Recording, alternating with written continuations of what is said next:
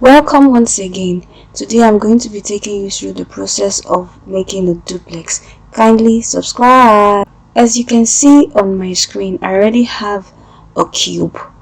I can say screen, I can also call it a viewport. I already have a cube. This is the default cube that always appears anytime you come on Blender, and it can also be identified as a mesh.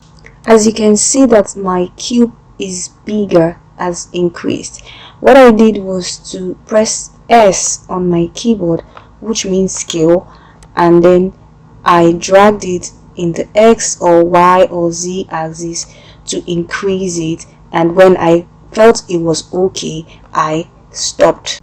In order to make a door, I clicked on Shift A, and then I got a mesh, a new mesh, which is also a cube, and I shaped it. I clicked on the S, which is the scale, and I clicked on the S and Y to change to rectangle or to reshape to rectangle so that it could look like the shape of a door. And I'm going to move this up to fit. So in order to move that upwards, I would click on grab, which is G on my keyboard, and then click on Z. Z moves in the up or down direction. So to take that rectangle up, I clicked on G and Z to take it up. Then I made a window and I duplicated it. So right now I want to make a frame for the house. So I duplicated the rectangle for the house and I'm resizing it. And in order to resize, you click on X to make a slimmer rectangle. You lock it on the Y axis, and then you press S, Shift and Y, and you get a very slim rectangle. As you can see, that's what I did here, which can take a lot of time.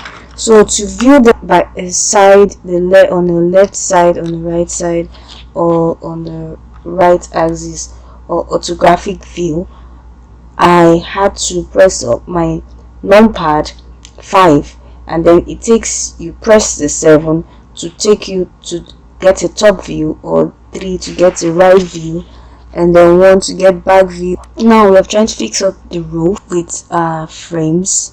So the same thing I did with the edges is the same thing I'll be doing up on the roof.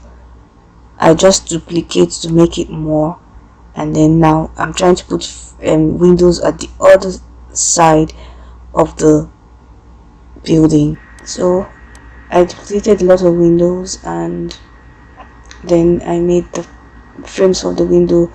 To make a frame, I duplicated the window on my screen and then resized it, locked it, resized it, and it became a frame. And then I made more duplicates of that frame to fix the windows. To make it accurate, it can take a lot of time to place the frames properly on each window line. It can take a long time. So now I'm about to make a doorknob. I clicked on to make a doorknob. I clicked on Shift A to get a mesh, a cylinder, and then I resized it to make it smaller because it can be bigger than the house itself. And then I clicked on Shift A to get an SV sphere, and then I resized it and placed the SV sphere on the ceiling, locked them, then moved them left to right direction to get the exact spot where the knob should be. That's after locking the UV sphere and the cylinder together. Then I placed them properly on the Z direction, that's the up and down direction, so that they could sit well. So in order to finish the duplex, you have to join all the parts, the windows, the door, the doorknob, the frames. you have to join all of them together. So if you plan on moving the house forward or backward, the other body parts will not be laying behind, they would be intact.